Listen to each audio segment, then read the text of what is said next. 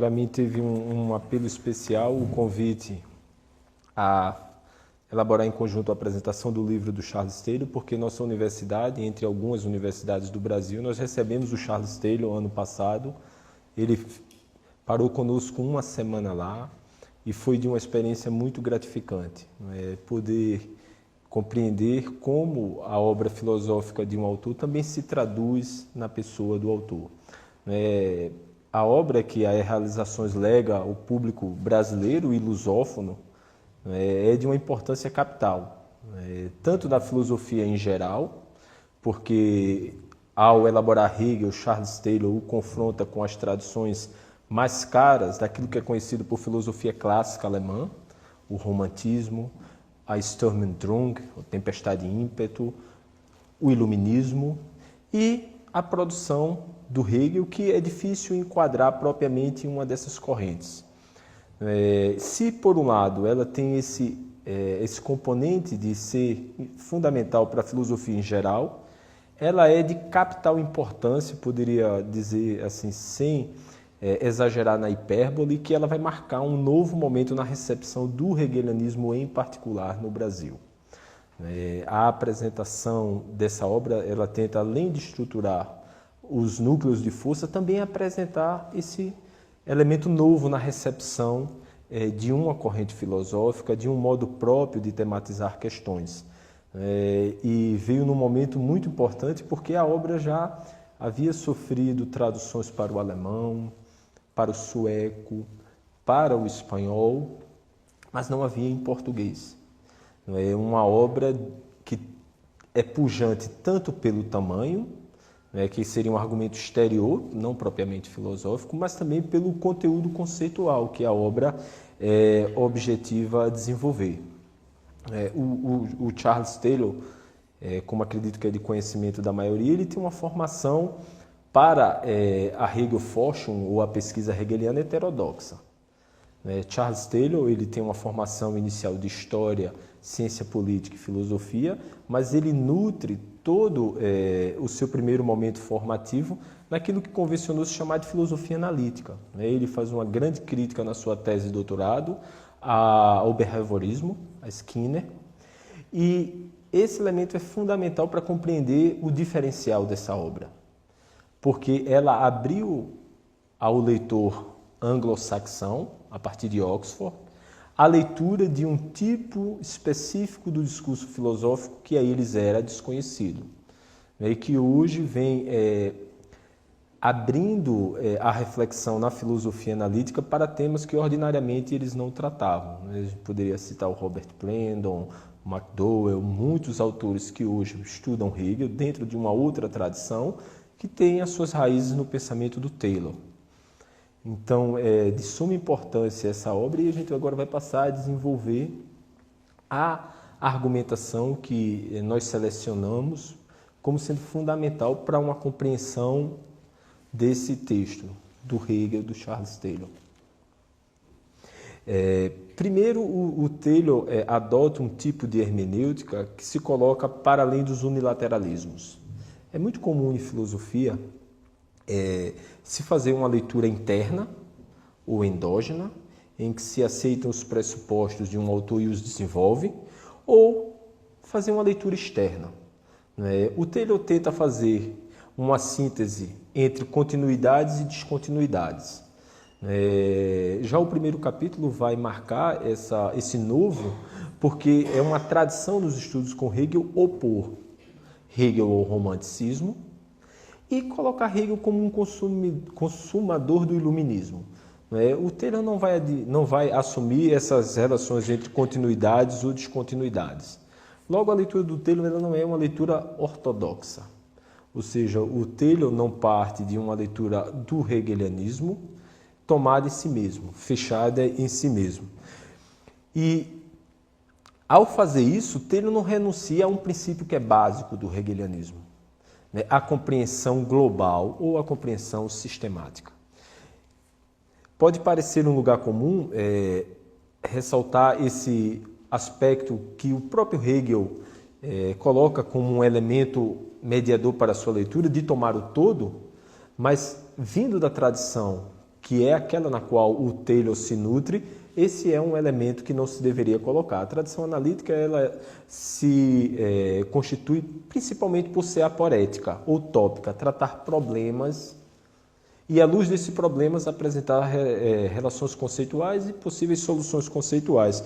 O Taylor, a partir de sua tradição, avalia o conjunto global da obra.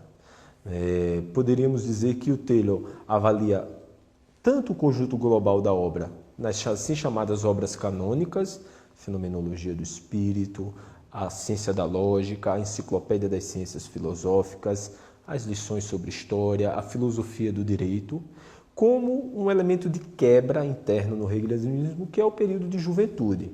Então, só esse elemento, que é a leitura global a partir de um instrumental conceitual, em alguma medida diverso daquele que a tradição hegeliana é acostumado a lidar, aponta para uma originalidade na leitura do Taylor e talvez esse tenha sido um dos motivos da dificuldade da recepção dele no Brasil. A tradição brasileira ela é uma tradição franco-germânica. Poderíamos talvez nos dizer franco, de escolas francesas. Mas aqui em São Paulo também tem escolas francesas e escolas alemãs. A Unicamp talvez fosse uma escola mais alemã, a USP uma escola mais francesa. Isso influi na leitura. Talvez, complementando isto que o professor está explicitando, de que a importância da tradução desta obra de Taylor, nesse momento da recepção de Hegel no Brasil, exatamente também no próprio, tivemos marcadamente, digamos, a recepção ou a leitura a partir aquilo que se costuma dizer a tradição continental, isto é, uma leitura europeia, né? E dentro dessa leitura continental, evidentemente, temos os vários matizes conforme o país, né?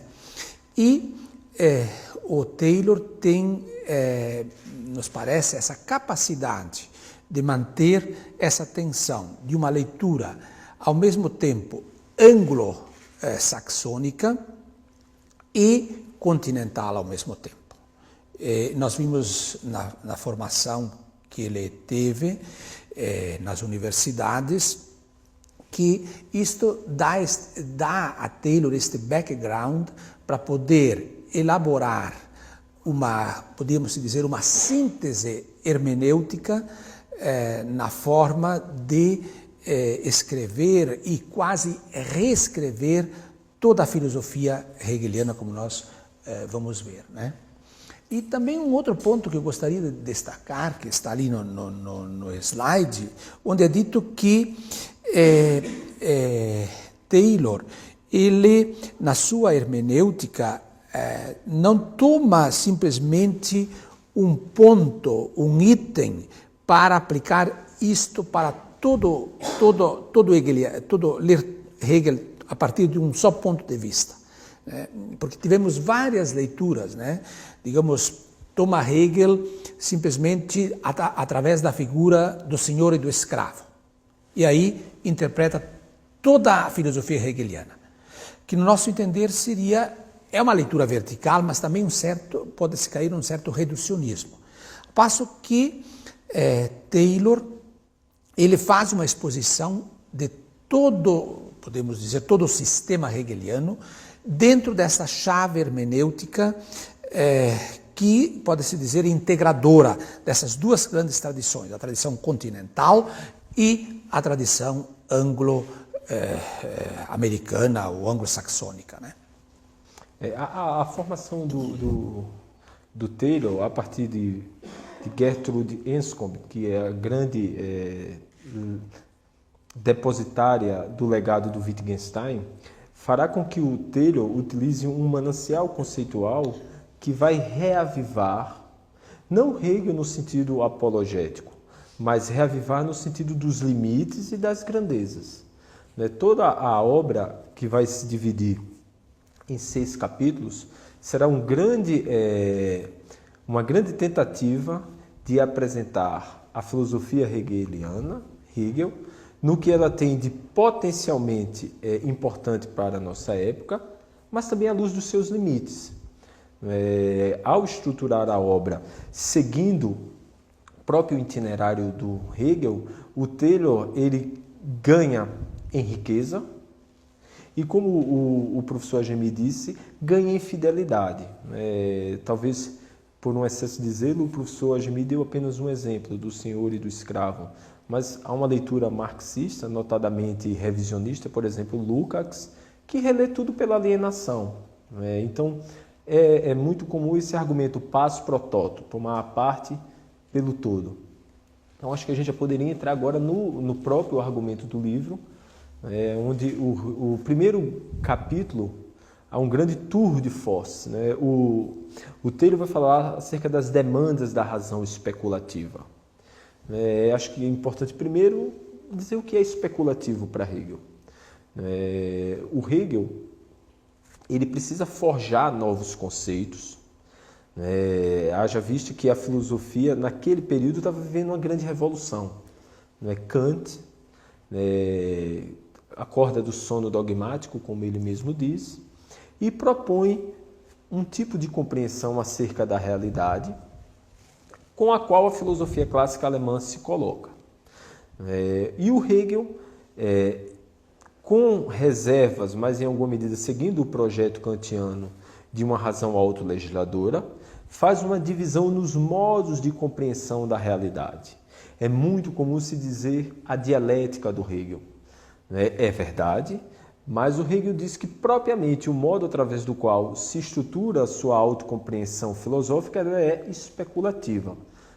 Pense no sentido propriamente semântico. O que é espéculo? É imagem, é aquilo que se reflete num espelho. Então, a dialética seria como que o movimento e a síntese é a atividade da especulação. O Hegel acredita que há modos de apreensão filosófica da realidade. O segundo modo é o dialético e o modo integrador é o especulativo. E por que o Taylor falou as demandas da razão especulativa? Nesse capítulo, o Taylor vai fazer uma grande síntese do contexto histórico-filosófico no qual o Hegel se insere. Há um dito que persegue o Hegel durante toda a sua vida, que a filosofia é a tradução do tempo em conceitos. Sendo a filosofia a tradução do tempo em conceitos, o Hegel não poderia dar o salto sobre o mundo. Então o Taylor vai buscar nas experiências artísticas, culturais, filosóficas, literárias da época, as fontes através das quais se nutre o pensamento hegeliano. Ao fazer isso, o Taylor vai identificar o romantismo, o iluminismo, o movimento tempestade e ímpeto, como estando no cerne daquilo que seria fundamental para o tempo, a desestruturação ou a reestruturação do Estado, uma antecipação de um descentramento do sujeito, da subjetividade, o início de uma instrumentalização do uso da razão, o ingresso dentro do pensamento filosófico de temas como o sentimento, a intuição, o acesso à racionalidade por um saber imediato. Então, para o Taylor é fundamental que aquilo que o Hegel chama de razão especulativa seja capaz de dar conta desses problemas. Então, todo o primeiro capítulo, as demandas da razão especulativa, implica para o Hegel e para o Taylor que ele seja fiel ao seu princípio e para o Taylor verificar se essa fidelidade se dá naquilo que é posto por Hegel. Por quê? Porque nesse período o Taylor vai identificar aquilo que é a chave ou o pingo dos is da sua obra enquanto filósofo próprio, que é muito bem desenvolvida na Ética da Autenticidade, que é a noção do expressivismo filosófico. Então, o Taylor prepara aquilo que ele desenvolve nas fontes do self, na Ética da Autenticidade, na era secular, à luz já desse primeira obra. Porque se a primeira a obra dele é uma análise acerca do behaviorismo, a segunda grande obra é Hegel. Ele ainda não é um filósofo de obra própria. Mas nesse capítulo das demandas da razão especulativa, ele identifica um componente novo, não é? Que é a capacidade expressiva, ou o expressivismo, que depois ele vai perseguir durante toda a vida dele. E esse é um ponto de tensão, depois a gente vai desenvolver o que é expressivismo, entre ele e Hegel. Sim, eu só queria complementar que exatamente isso o que é essa, também da razão especulativa. Eu diria a razão que é unitiva, a razão que o contexto que o professor coloca ali é de que nós temos, Hegel se depara com os dualismos. Esta é a realidade que Hegel tem frente dele. É um mundo dualista, aquilo que nós dizemos é ou e ou é isto ou é aquilo. E Hegel busca unir. Uma razão especulativa é uma razão unitiva, que une as oposições, que une as contradições, sem eliminá-las. Isso que é muito importante, isso entra no método hegeliano, né? Nós temos um método que, ao mesmo tempo em que é capaz Hegel assumir toda esta efervescência, né, do tempo, né, e ao mesmo tempo em que ele é capaz de elaborar na sua filosofia uma filosofia que dê conta de construir pontes, construir uma razão unitiva, sem eliminar as diferenças, porque essa também é um dos prejuízos que é dado a Hegel, né? De que é muito usual dizer, é uma filosofia só da identidade. Não, é uma filosofia da identidade e da diferença. Quando Hegel propõe essa razão especulativa, toda a metodologia é como superar essas diferenças e esse dualismo numa razão unitiva. E eu penso que a fenomenologia é o primeiro passo para isso, né? Nós temos então ali, na segunda parte do livro do Taylor, é a fenomenologia. A fenomenologia, e aqui eu gostaria de reforçar isso que o professor Danilo disse, o Taylor toma no seu livro, nessas 6 partes, aquilo que nós costumamos dizer o coração da obra hegeliana, o silogismo, o tripé que compõe o sistema. Ele toma a fenomenologia, a lógica e a parte da história e a política, ou aquilo que nós dizemos muitas vezes, a filosofia política, mas que tem a história junto, né? Então, esse é o silogismo propriamente central de uma leitura correta do hegelianismo, quer dizer, correta pelo menos no nosso entender, e que existem muitas leituras, evidentemente. Essa é uma leitura de Taylor que nós apreciamos, e a opção de traduzi-la acho que é muito importante, e que traz essa recuperação das 3 partes, né, fenomenologia, lógica e filosofia política, porque temos em Hegel também a enciclopédia. Poderia ser começar de uma outra forma a exposição de Hegel, mas Taylor toma esta forma, que para nós é uma leitura com muita força de expressar o hegelianismo, né? Então, a fenomenologia é a descrição do caminho da consciência. Aquilo, porque é dito fenomenologia do espírito. Até no texto, Taylor, seguidamente, ele não usa a tradução espírito, usa Geist, que é o termo em alemão. Evidentemente, talvez as razões sejam diversas, por que ele não traduz, mas espírito, evidentemente, aqui teria que fazer uma longa exposição do que seria, que ultrapassaria o nosso depois no debate, se é preciso, a gente pode voltar. Mas é a descrição de como a consciência se relaciona com o mundo, a cultura, com a história, com a política, com a religião. É a descrição desta, poderia-se dizer, usando um termo religioso, a via crucis, de como é o caminho, o percurso da superação do dualismo da consciência. Aquilo que ele detecta como as demandas da razão do seu tempo, na fenomenologia, ele tenta construir essa rede que tenta superar esse dualismo da consciência. Não sei, professor, se... Como o professor Agemi bem colocou, ao término das demandas da razão especulativa, o Hegel se depara com três grandes autocompreensões. Uma autocompreensão do saber imediato, a intuição que é própria do romantismo, a compreensão típica da tradição transcendental, de um sujeito que já possui a priori as condições de possibilidade da compreensão do mundo, ou seja, a história tem um papel menor, e uma compreensão ligada ao romantismo também, muito forte vinculado à história. Então, a fenomenologia do espírito tenta ser aquela obra que vai aglutinar, sem precisar expurgar, nenhum desses elementos. Então, todo o percurso que o Hegel vai traçar na fenomenologia do espírito e o Taylor vai utilizar é como uma consciência pode ser, ao mesmo tempo, autolegisladora, pode, sendo autolegisladora, não cindir a história e o mundo, não cindir o eu e a natureza, admitir que há a intuição, mas não relegar a razão a um lugar menor. Então, o percurso da fenomenologia do espírito, né, a fenomenologia é o que aparece, já uma crítica, a própria crítica da razão pura, né, mas o que aparece? O que aparece é o Geist. Né, eu usaria complementar com um dado histórico o que o professor Jimmy disse, porque na formação em Oxford, no debate anglo-saxão, que é uma grande tradição acerca do idealismo e não do hegelianismo, o Hegel é tomado como idealista, nós temos MacTaggart, Bradley, Moore e Russell. Aí alguém pode se assustar, mas eles são analíticos, mas eles tiveram formação idealista.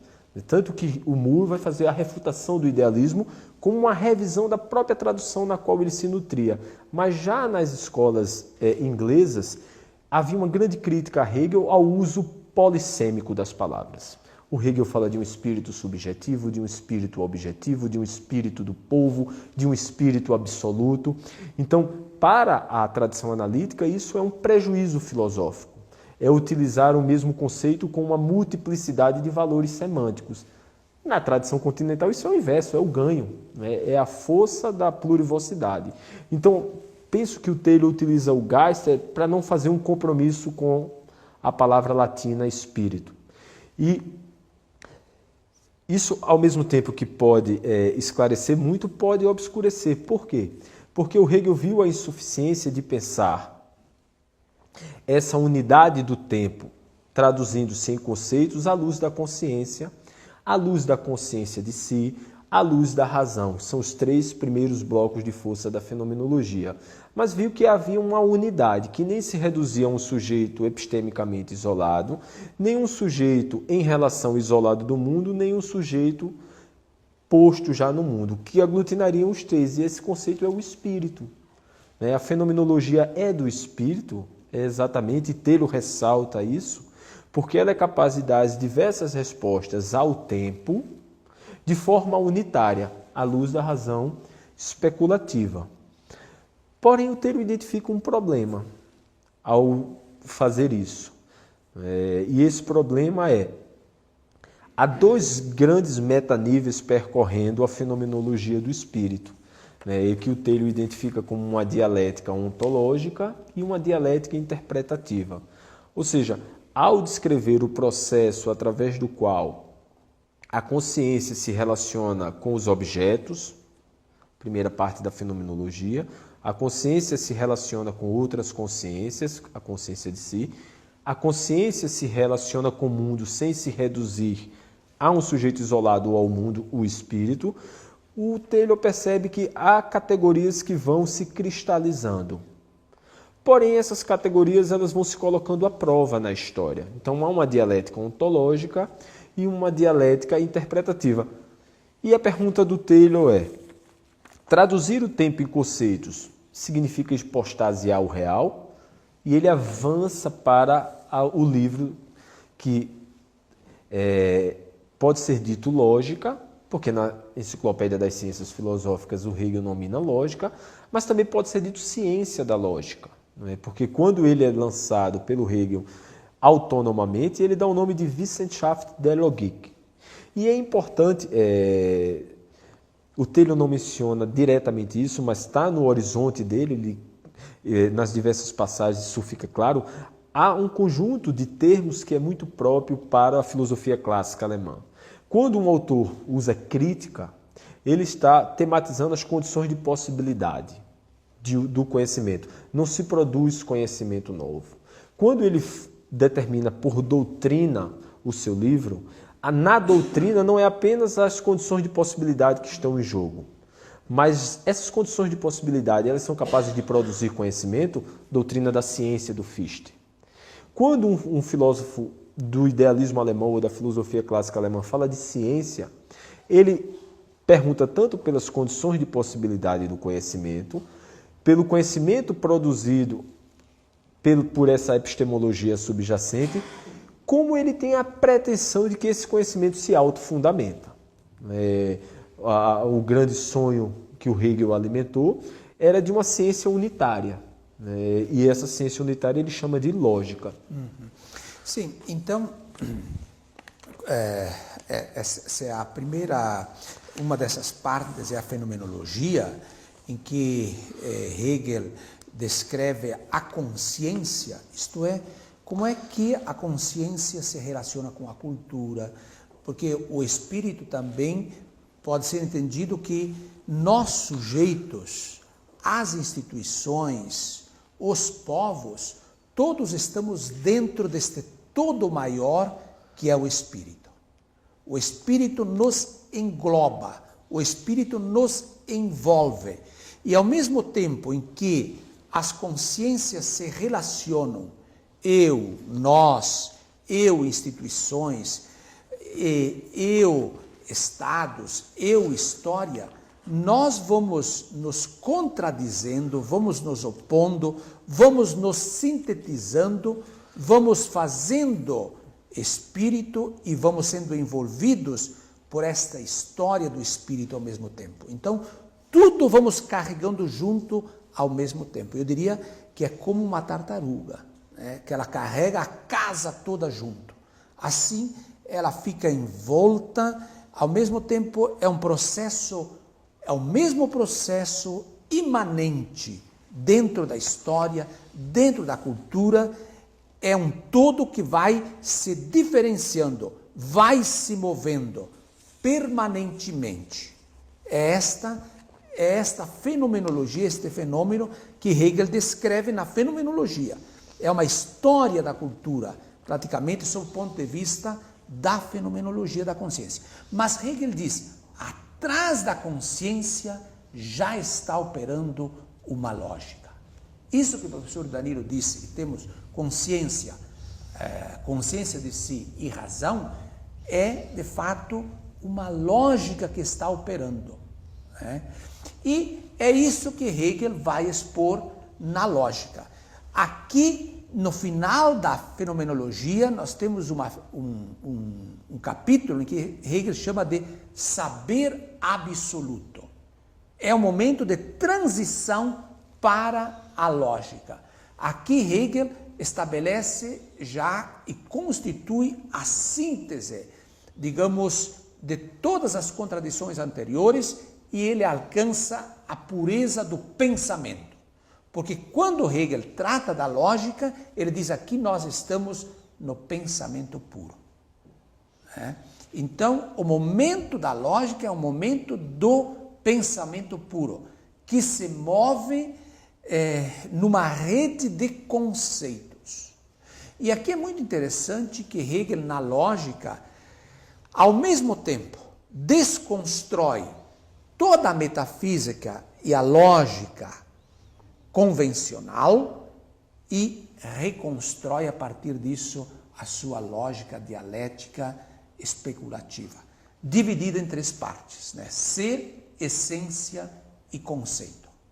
Sim, professor. O Taylor, ao desenvolver o capítulo acerca da lógica, promove um desequilíbrio interno na obra dele, mas um desequilíbrio que é produtivo. Né? A ciência da lógica, ela ordinariamente foi considerado, me permitam a palavra, o pântano do hegelianismo, o livro mais difícil de ser enfrentado. Não é? E o Taylor, com uma bravura indômita, praticamente utiliza 2/4 conceituais do livro para tratar da lógica. E diz no início que quem não quiser uma discussão técnica acerca de filosofia pode pular esse capítulo. Por quê? Porque o Hegel está no início do processo de tecnificação do mundo. A Revolução Industrial, as revoluções liberais, os processos de industrialização, a conformação de um Estado nacional. Então, havia uma demanda por uma justificação racional da realidade. E a lógica do Hegel, na interpretação do Taylor, teria essa função de ser aquele núcleo que ele não sucumbiria à contingência histórica. Ele não negaria a contingência histórica, porém não sucumbiria à contingência histórica. Ele seria o grande nível metacategorial que permitiria a leitura histórica sem você precisar cair no casuísmo do dia a dia. Então, ao fazer essa leitura, o Taylor tenta decifrar o grande enigma que, ao mesmo tempo, foi o grande peso contra Hegel na tradição de sua recepção. E o Taylor é interessante que ele faz interpretações de passagens duríssimas com uma clareza poucas vezes vista. Porque o Hegel começa com o ser, a determinação mais imediata. Quando o professor falou do pensamento puro, o que é o pensamento puro? Não é uma explicação simples. É o pensamento que não está permeado por intuições, por representações, por alegorias, por metáforas. É o pensamento que volta-se sobre seus pressupostos e busca apenas naquelas determinações categoriais os seus fundamentos. Por isso que o Hegel utiliza a metáfora do círculo, porque o círculo sempre remete a si próprio. Ele não remete a uma determinação exterior. Então, por que o ser? O Sein? O ser é a determinação mais pobre. Quando alguém fala a Geni é professor, está utilizando o ser, seja no sentido do verbo, seja no sentido da cópula, num valor veritativo. E o Hegel, que era um grande crítico da tradição proposicional da lógica, para não dizer aristotélica, mas proposicional, a lógica com um único valor de verdade ficado na proposição, o Hegel percebe que a fenomenologia, e o Taylor assume isso, se a fenomenologia é a escada, a introdução ao pressuposto, a lógica tem que fazer honra a esse pressuposto. Então, a primeira determinação com que o pensamento inicia é com o próprio pensamento. A forma mais simples de designá-lo é ser. Ser aqui não é um ente, porque um ente já seria uma primeira determinação, que o Hegel vai chamar do Dasein, que é um ser localizado. Da, no alemão, é uma partícula que localiza. Dasein. Mas é localizado onde? No próprio pensar. Então, a primeira determinação do ser, ela é uma determinação que nos coloca no espaço, não se coloca no tempo, mas se coloca apenas no pensar, porque as relações de espaço e tempo vão se desenvolver no curso da lógica. Essas primeiras determinações, o Taylor vai desenvolvê-las, as determinações do ser, elas invertem a lógica da tradição metafísica. Se nós tomarmos um livro do Aristóteles, os livros lógicos do Aristóteles, a primeira determinação que ordinariamente orienta o pensar é a quantidade. Mas o Hegel inicia com a qualidade, porque a primeira determinação do ser é que ele é. Não há determinação nenhuma. O ser é. Então, ele possui a primeira determinação da qualidade. Ao ser, ele se determina. Ele se determina com um, não o numeral 1, o numeral 2. Mas ele já possui um elemento interno que o qualifica ao quantificá-lo. Ao fazer isso, o Hegel utiliza a expressão medida como a determinação que faria a passagem no próprio ser à sua cisão interna. Daí vem o segundo momento do livro que o Taylor vai desenvolver e que a tradição marxista leu o hegelianismo à luz apenas desse livro, que é a doutrina da essência. Preste atenção como Hegel nomina o livro, internamente. Se o livro é ciência da lógica, internamente ele é doutrina. Lembra? Crítica, doutrina, ciência. né? Internamente ele é doutrina porque ele produz conhecimento. Mas esse conhecimento só se auto-justifica no todo da obra, na ciência da lógica. Então, na essência, o pensamento vai confrontar consigo próprio as suas determinações, coisa, fenômeno, né, ente, existente. Sim, então, evidentemente que o Taylor faz uma exposição dessa parte, de fato, que nós diríamos central do hegelianismo, de uma forma original. A capacidade de traduzir a dureza da ciência da lógica, combinando ao mesmo tempo aquilo que é exposto na enciclopédia, que é chamada a Pequena Lógica, com esta grande lógica. É muito interessante a forma como o Taylor expõe. Então, eu diria assim, que aquilo que o Taylor coloca ali, que é uma dialética das categorias, ao mesmo tempo em que Hegel recepciona as categorias da lógica e da metafísica clássicas, ele relabora essas categorias, desconstrói e reconstrói essas categorias dentro da sua visão dialético-especulativa. Essa é a grande força. E é uma rede categorial que dá sentido a todo o sistema hegeliano. Tanto o que vem antes, a fenomenologia, como aquilo que vem depois, a história e a política que nós vamos abordar em breve. Mas também é interessante observar que aqui nós temos na ciência da lógica, aquilo que é dito ali, uma estrutura epistemológica e uma estrutura ontológica. Epistemológica porque na exposição das categorias da ciência da lógica é uma forma de como conhecer.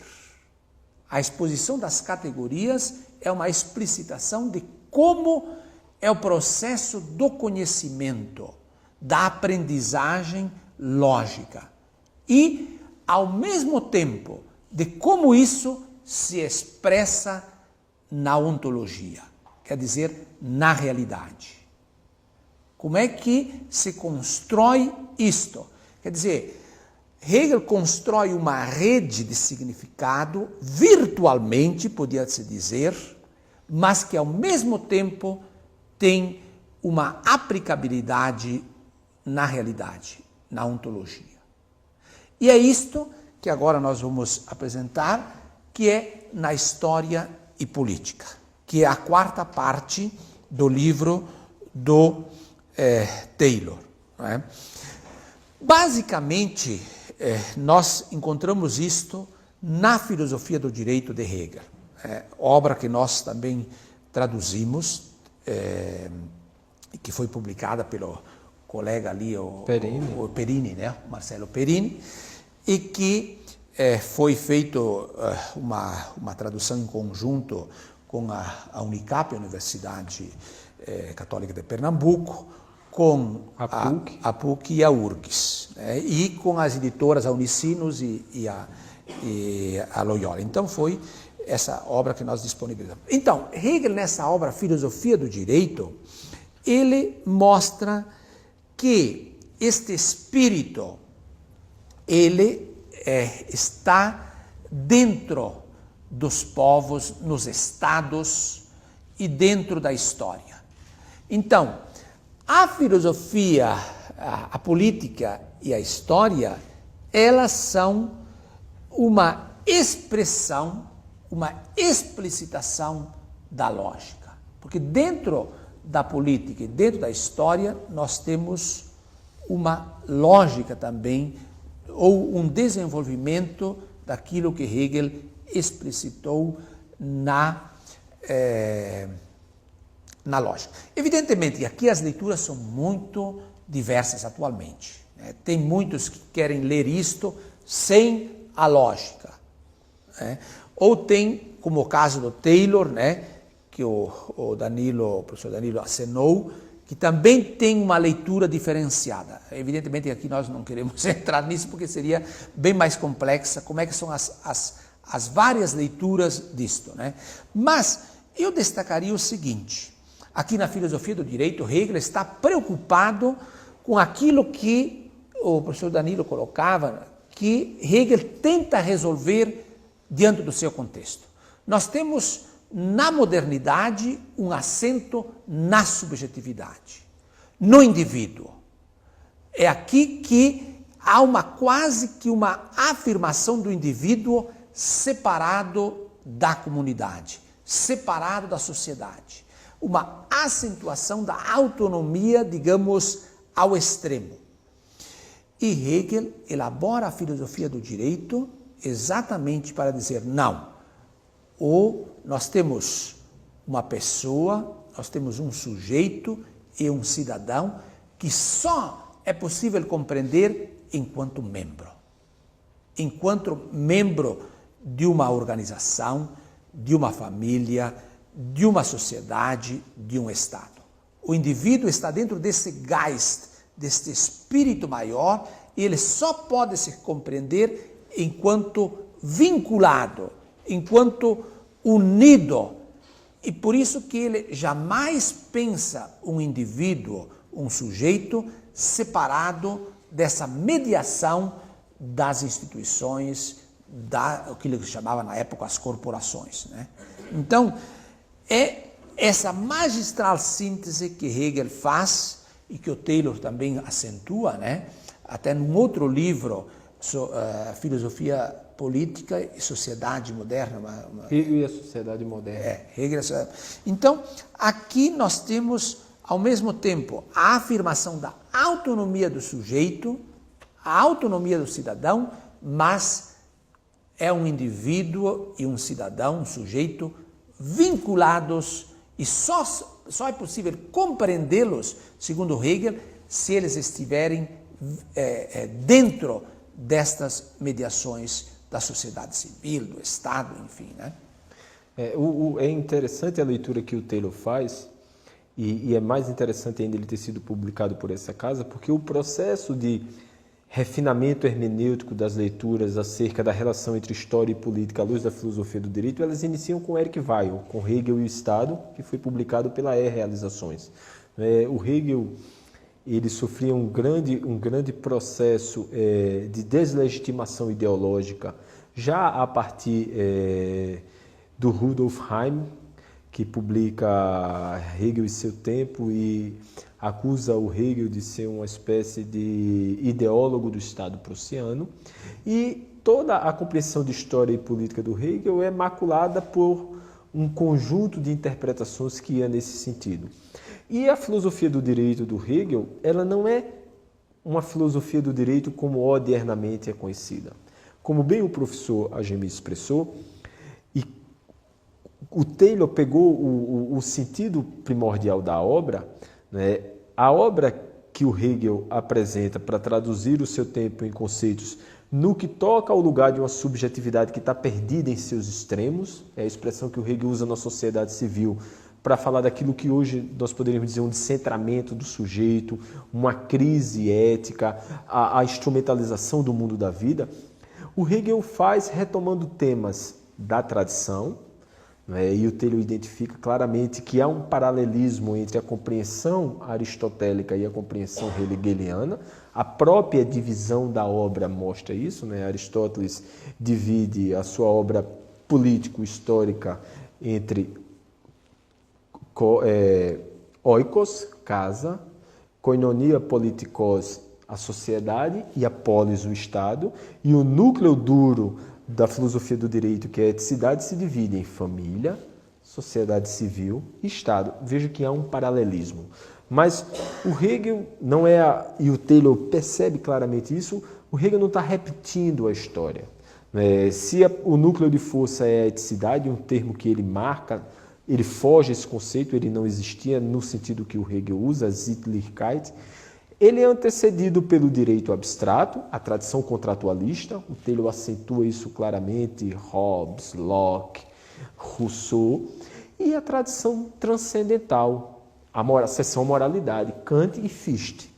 Então, o Taylor percebe com uma clareza poucas vezes vistas em comentadores o conjunto da obra em relação ao tempo e em relação à história.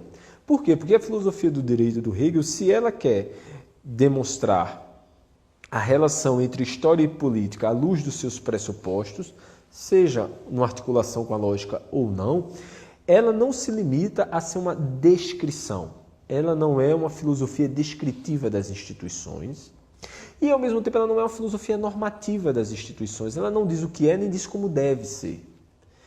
Porque ela trabalha nessa tensão entre o e o dever, entre traduzir o tempo em conceitos e avaliar as instituições.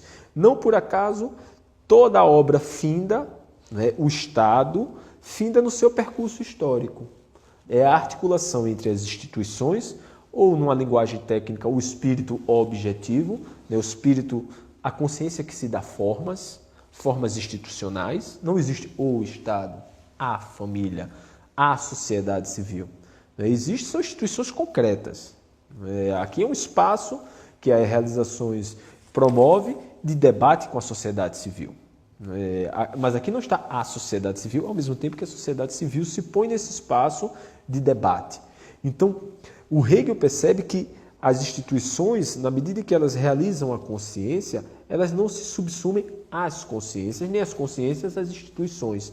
E aí ele abre o debate entre história e política, né, para o seu tempo, com uma chave de leitura para o futuro. E o futuro foi pródigo em relê-lo, positivo ou negativamente. A partir da direita e da esquerda hegeliana que o Taylor analisa, começa toda uma discussão acerca do Hegel, às vezes criando situações cômicas. Há um grande historiador americano que narra que a Batalha de Stalingrado, na Segunda Guerra Mundial, foi o acerto de contas entre a direita e a esquerda hegeliana. Nada mais surreal. Não há entre comunismo e fascismo totalitário. Sim. De fato, aqui a filosofia do direito, que no sentido é uma filosofia política, né? Causou, e no Brasil, sobretudo, nós tivemos uma recepção muito forte desta leitura, né, da filosofia política de Hegel. Falta toda uma leitura, agora da fenomenologia, também foi traduzida agora. O grande desafio é essa recepção da lógica hegeliana, né, que é uma outra parte que ainda precisa ser feita. Mas Hegel entendia que o Estado, porque ele descreve esse Estado moderno, mas ele escreve o Estado moderno com essa capacidade de, ao mesmo tempo, recuperar o Estado clássico, né, e o Estado em que o sujeito possa fazer parte. Porque o Estado grego, mesmo que seja pintado como o grande Estado, ali o grande drama é que o indivíduo não tem espaço. Né? O indivíduo moderno, Hegel se perguntava isto: como é que eu vou elaborar uma síntese em que o sujeito, o indivíduo moderno, possa ser articulado com esse Estado antigo? E é isso que ele faz magistralmente na sua obra, né? Tem, ao mesmo tempo, e é a descrição da vontade livre. É a ideia de liberdade que Hegel descreve neste livro da Filosofia do Direito, a ideia de liberdade. É a descrição desta ideia. Bom, mas daí, como é que isso se articula com a história? Essa é a questão que vamos daí findar essa parte desse slide, porque alguns entenderam e fizeram a leitura de que com esse Estado terminou a história, que é o máximo que podia ter sido alcançado. E aqui então também as leituras são muito variadas e muito polêmicas, né? Com isso terminou a história. Hegel defende o fim da história. Pontualmente foi em que ano que aconteceu isso, vai acontecer quando, etc., né? Evidentemente que se nós fizermos, e parece que Taylor também leva a isto, de que depois, no próximo slide, nós vamos, nos últimos dois, mostrar que se há uma metodologia dialética, a história está sempre aberta para novas interpretações, novas categorias, enfim, tudo isto. E mostra também de que o Estado não é o tribunal da história. A história é que é o tribunal do mundo, não é? Então não é o Estado a última figuração, mas acima do Estado está a história. O tribunal do mundo é posto, no segundo hegeliano, é a história, né? Então, precisa entender que o Estado está dentro da história. Então, isso é muito importante. Evidentemente que aqui teríamos outras coisas. Não sei se o professor quer dizer mais alguma coisa, senão vamos adiante. Rapidinho, há um ponto do Taylor que é muito interessante quando ele analisa a sociedade civil, dentro dessa relação entre razão, história e o lugar do Estado. Porque ficou numa zona de esquecimento, na recepção do Hegel, o lugar próprio da sociedade civil, e o Taylor resgata, creio que por sua formação bem peculiar, ele também tem formação em ciência política, que é na sociedade civil onde a crise do mundo moderno se coloca e a crise do pensamento hegeliano se renova. Há uma crise do pensamento hegeliano chamada fenomenológica, que é um termo técnico muito usado na academia, mas o Hegel sofre uma crise da sociedade civil. Se nós acompanharmos a obra do Hegel, a sociedade civil ela só aparece em 17 na enciclopédia.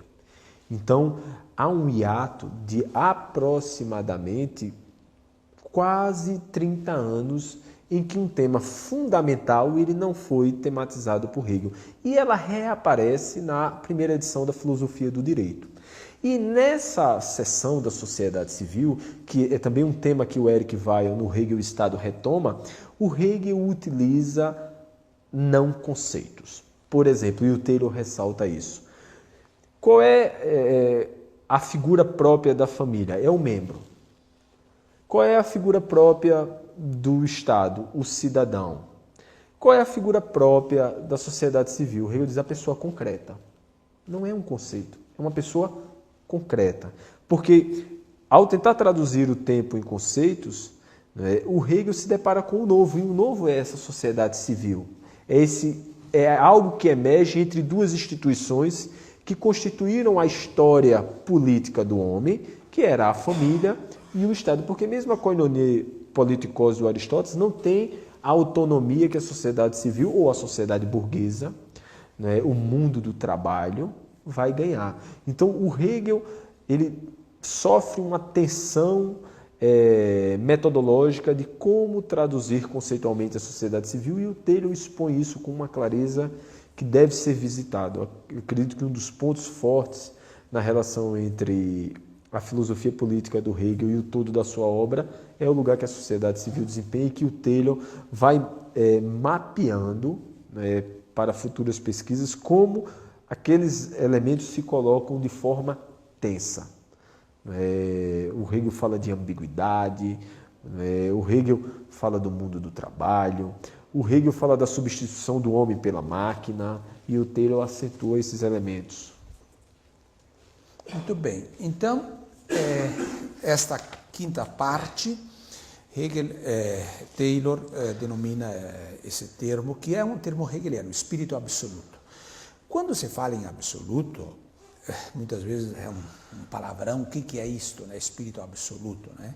Isto significa o todo, o todo, um espírito que engloba o todo, mas o todo em movimento. E nesse caso, esse todo aqui é arte, religião e filosofia. O Taylor percebe que o Hegel tematiza num momento de crise. O próprio primeiro capítulo, As Demandas da Razão Especulativa, ao colocarem o cenário de fundo, um cenário plural, exige que Hegel foge conceitos. Numa alocução de Ena, o Hegel apresenta um texto e coloca uma frase que até o Baudrillard, o francês, vai tomar depois para ele no livro A Transparência do Mal. O Hegel diz assim: em tempos de crise, em tempos enlouquecidos, numa tradução solta, é preciso forjar conceitos enlouquecidos. Não estou dizendo com isso que o espírito é um conceito enlouquecido, mas é que o espírito não era um conceito filosófico. Você não encontrará na tradição da filosofia clássica alemã a utilização da expressão espírito. O Fichte, quando quer falar desse conceito, desse incondicionado, ele utiliza ele junta duas palavras que são de difícil tradução: o verbo tun, tat, e o comércio no sentido da atividade, Handlung, tat, Handlung. O Kant faz toda aquela tensão entre o fenômeno e o nômeno, e o Hegel constitui o espírito. Por quê? Porque o espírito, e Taylor percebe isso, ele tem que dar conta do romantismo, uma compreensão intuicionista da realidade. Ele tem que dar conta de um modo de saber que marcou a nossa tradição ocidental, que é a apreensão da verdade à luz da representação, a religião, e aquilo que marca o momento da época, que é a ciência. Quando Hegel fala em filosofia, ele pensa em ciência, não a ciência como nós a compreendemos hoje, mas para ele filosofia é ciência. Então, os modos através dos quais o saber se autocompreende, o saber aqui é o espírito, se autocompreende, se dá por três modos: pela intuição, pela representação e pela ciência. Então, a autocompreensão que uma época tem de si própria se revela por esses modos. Inclusive, o Hegel tem umas expressões interessantíssimas. Ele diz: o saber primeiro chega na arte, porque a intuição é imediata. Ele se mediatiza pela representação religiosa. E ele, por último, chega na ciência, retomando um velho tema da filosofia do direito, que a ciência sempre chega atrasada. A coruja de Minerva só alça voo no entardecer. E o Taylor percebe que o espírito, o Geist, em sentido absoluto, que não tem pressupostos, ele teria essa função de ser o elemento, como o professor bem disse, aglutinador, dessa razão unitária, desse momento de tensão. Então, a dificuldade de compreensão desse conceito filosófico que ele forja é, ao mesmo tempo, a dificuldade de reconstruir as condicionantes históricas da época, que o Taylor fez. E a tradição, por exemplo, não fez. Pegue grandes textos que tentam fazer isso que o Taylor fez. Por exemplo, o do Rudolf Heim. Ele não reconstitui o pano de fundo histórico, entra nas obras. O próprio Karl Rosenkranz, o biógrafo do Hegel, não reconstitui o pano histórico. Pegue Richard Kroner, von Kant bis Hegel, não reconstitui o pano histórico. Nikolai Hartmann, Filosofia do Idealismo Alemão, fala dos filósofos, mas não contextualiza-os. E Taylor, no primeiro capítulo, das demandas da razão especulativa, como que coloca a lente para iluminar todo o livro.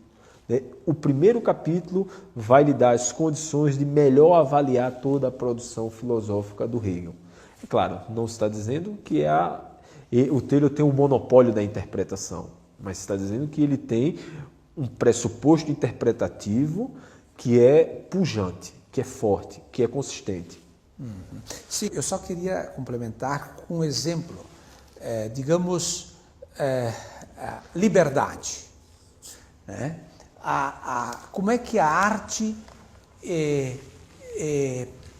intuiria a liberdade? Hegel vai dizer, na estética ele mostra as várias expressões desta intuição imediata. Tomamos a verdade como liberdade, ela se expressa numa intuição imediata na escultura, na poesia, na música. Hegel diz, isso aqui é uma forma de expressar a verdade da liberdade nessas várias manifestações, a estética. Agora, na religião, como é que a liberdade como verdade, como é que ela se expressaria?